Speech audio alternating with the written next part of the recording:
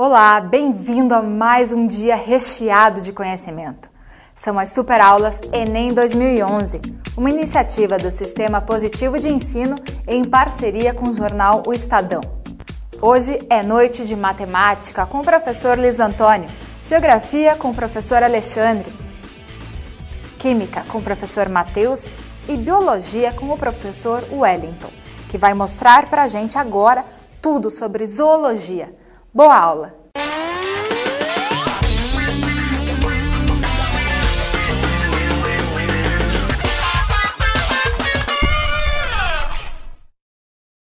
Vocês estão tendo muitas aulas, eu vou falar um pedaço da biologia, mais precisamente a gente vai fazer uma viagenzinha naqueles bichinhos da zoologia.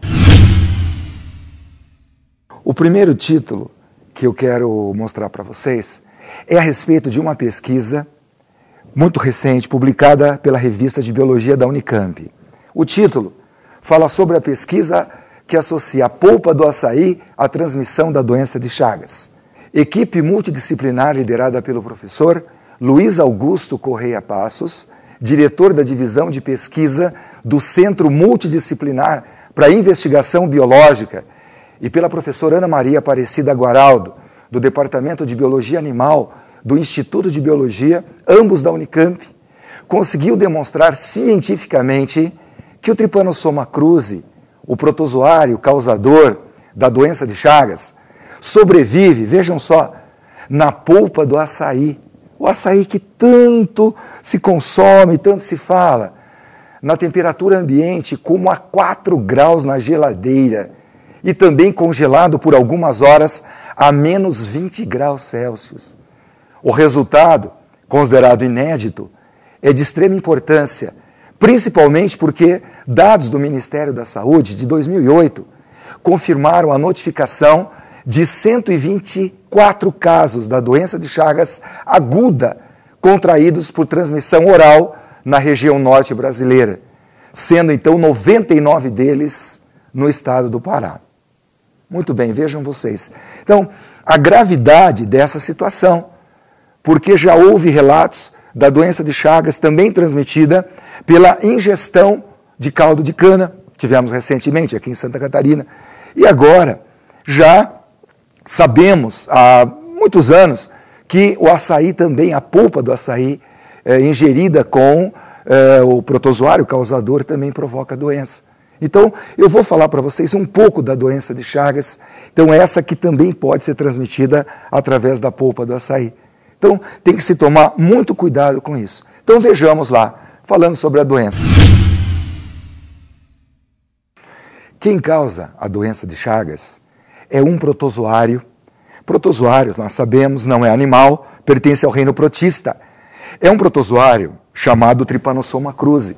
Então você pode aí verificar o protozoário, né, no sangue humano. Então o protozoário é flagelado, chamado Trypanosoma cruzi, que é exatamente o agente etiológico, é o agente causador da doença. Já o vetor, isto é, o transmissor, é um inseto, não mosquito, e sim um percevejo, conhecido vulgarmente como barbeiro, chupança. O nome dele, científico, é Triatoma infestans. Ou também, é muito comum cair nas provas de vocês, com o nome de Triatomíneos, Triatomídeos, são todos relativos ao triatoma, ao barbeiro, que é um percevejo. Então, ele, de fato, transmite, não causa. Ele é o vetor, ele é o transmissor, como vocês podem ver, esse inseto. Tá? Então, quem causa é o protozoário Trypanosoma cruzi. E quem transmite, isto é, o vetor, é esse barbeiro. E uma região endêmica, pode mudar de tela, uma região endêmica da doença de Chagas acaba sendo o Nordeste, né, em termos de Brasil. Porque, simplesmente, esse tipo de habitação, que é muito comum no Nordeste, também serve de ninhos para os barbeiros. Os barbeiros fazem ninhos, quer dizer, eles são locais da alta reprodução do barbeiro. Então, por isso que essa alta incidência na região Nordeste. E essa forma endêmica da doença de Chagas lá. Mas nós temos observado que também fora desse eixo, né, de endemia, temos no norte, principalmente no Pará, muitos casos adquiridos pela ingestão desse açaí. O açaí amassado ali, junto com o barbeiro. Claro que o barbeiro precisa estar contaminado, né, com o Trypanosoma cruzi, e o barbeiro estando contaminado, se ele for amassado ali, triturado junto com o açaí, ou como aconteceu aqui no sul, com a cana-de-açúcar, para se fazer o caldo, então a pessoa ingerindo aquele suco cheio de tripanossomas, ele tem não uma forma crônica, porque a característica dessa doença, ela ser crônica, é a cronicidade. Ela começa assim a apresentar sintomas depois de 3, 4, 5 anos às vezes. E nesses casos não. Nesses casos, em uma semana, a carga de tripanossomas é tão grande que ele tem já de cara sintomas da doença e ele pode, inclusive, tratar dessa maneira. E nesses casos é possível a cura. Mas também é possível que a carga seja muito grande e a pessoa venha a falecer.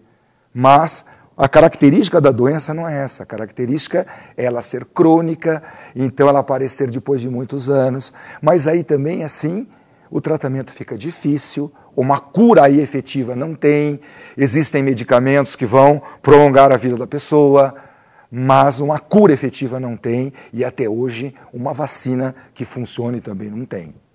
Então, vamos observar que a transmissão, tá, nesse gráfico, né, nesse resumo, 80% mais ou menos é transmitida de forma vetorial, ou seja, pelas fezes do barbeiro.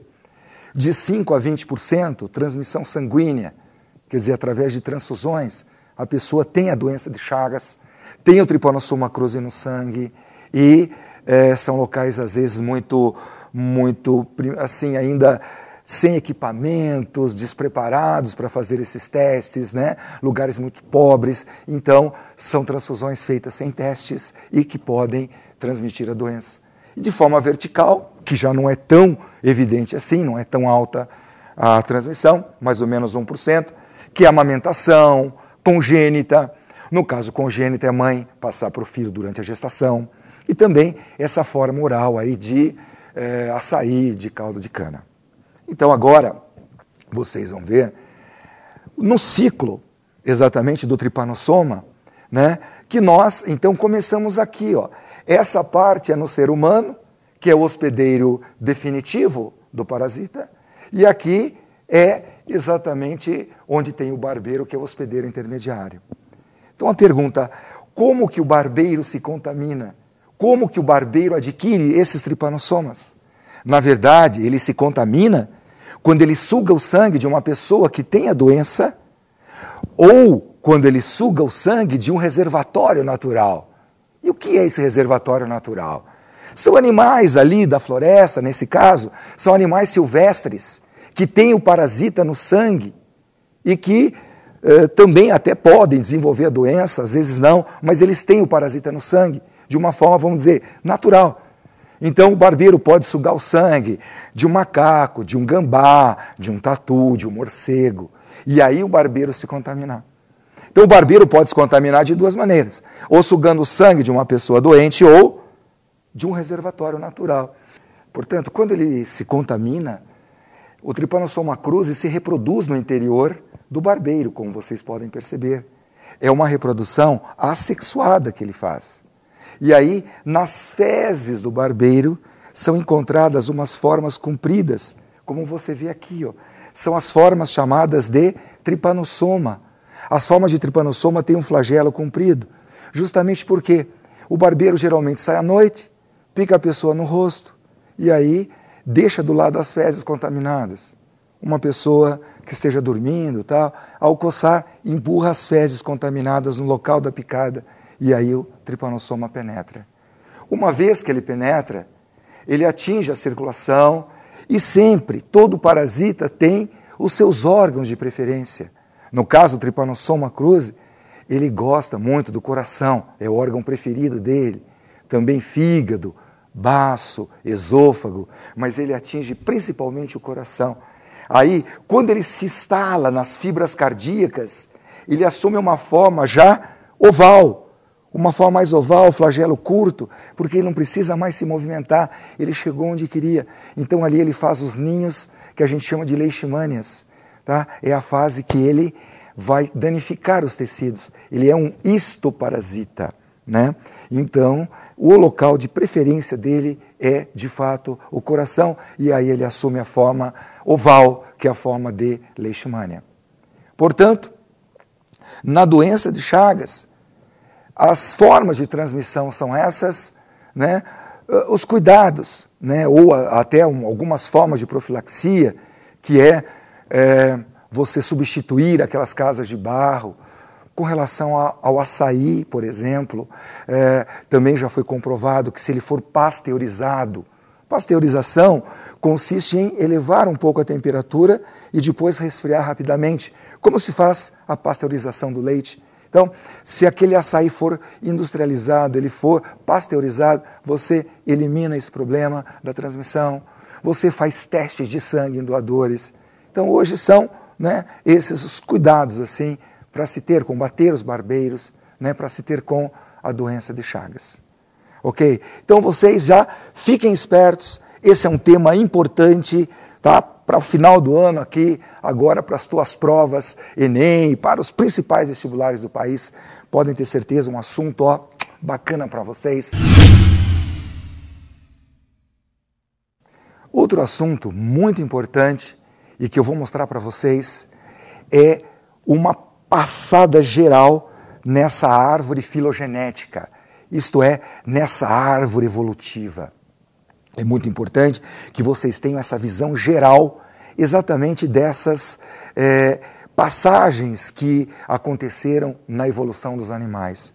Então, em primeiro lugar, vocês percebam aqui que os animais evoluíram a partir de seres unicelulares, de seres protistas, mais precisamente protozoários.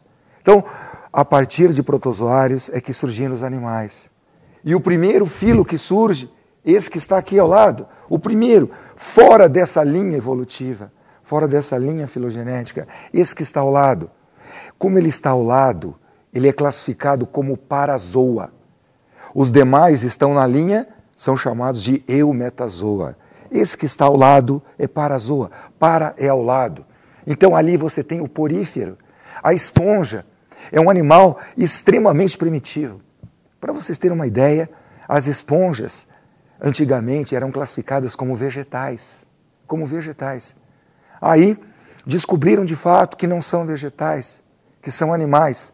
Portanto, elas não apresentam nem tecidos verdadeiros, nem órgãos, nada. São classificadas como animais porque apresentam larvas, só animais têm larvas, e também elas têm pelo menos o comecinho do desenvolvimento embrionário. Elas passam ali pela fase de morla, de blástula. Portanto, são de fato animais. Mas como elas são muito primitivas, vejam, elas ficam classificadas assim ao lado dos demais. Até um tempo nós classificávamos as esponjas, os poríferos, como animais diblásticos, isto é, 2 folhetos embrionários. Nem isso hoje nós usamos para elas. Por quê? Porque não possuem tecidos verdadeiros.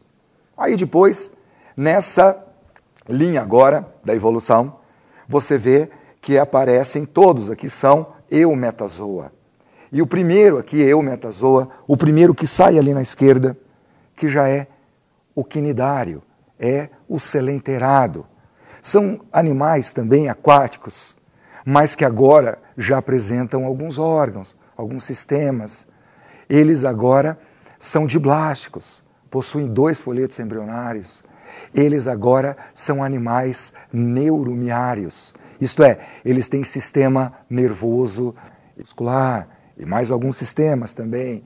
A simetria deles, tanto nos pólipos quanto nas medusas, é uma simetria radial. Isto é, eu posso fazer quantos raios eu quiser no animal, que todos os lados serão iguais. Então, a partir desses quinidários, e notem, os quinidários não evoluíram a partir dos poríferos, não. Os poríferos fizeram ali um caminho que não teve sequência, que não teve continuidade. Tá? Então, esses quinidários, eles não vieram das esponjas. Então, eles têm simetria radial, são diblásticos, têm agora um sistema digestório, tem uma cavidade digestiva no corpo, uma cavidade chamada de gastrovascular.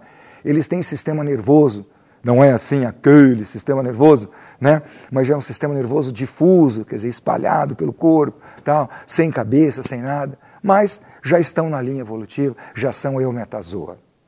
Depois, vocês vão observar, saindo aqui para a direita, são os acelomados. São agora os plateumintes, agora são os vermes. Agora começam os vermes. Começam uma série de mudanças evolutivas. A partir, então, desses plateumintes, que são vermes achatados, como planárias, tênias, xistosoma, eles agora têm 3 folhetos embrionários. A partir daí, todos são triblásticos, portanto. Eles apresentam uma cabeça, isto é, eles têm uma cefalização. Agora, a simetria é bilateral. Isso foi muito importante para dar melhores movimentos, para eles até conseguirem sair da água. Aí depois, você observa que já vem aqui, ó, o pseudocelomado. O animal pseudocelomado já é um nematelminte. É a primeira vez agora que aparece uma cavidade no corpo de um animal.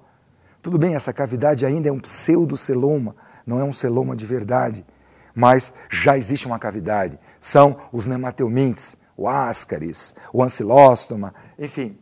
Aí, em seguida, sai esse ramo aqui, ó.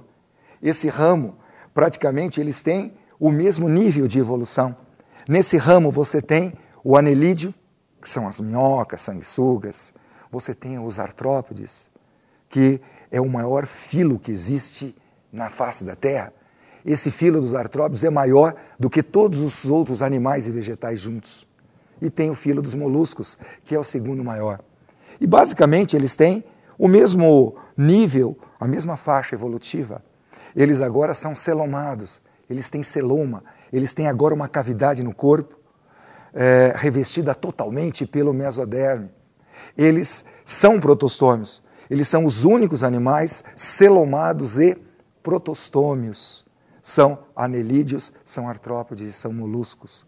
E, finalmente, vem esse último nível aqui, que são os mais evoluídos, portanto, os equinodermas, ou seja, as estrelas do mar, os ouriços do mar, e o nosso filo, que é o filo dos cordados. Então aí você tem os cordados, os peixes, anfíbios, répteis, aves, mamíferos, e até alguns mais primitivos, como o anfioxo.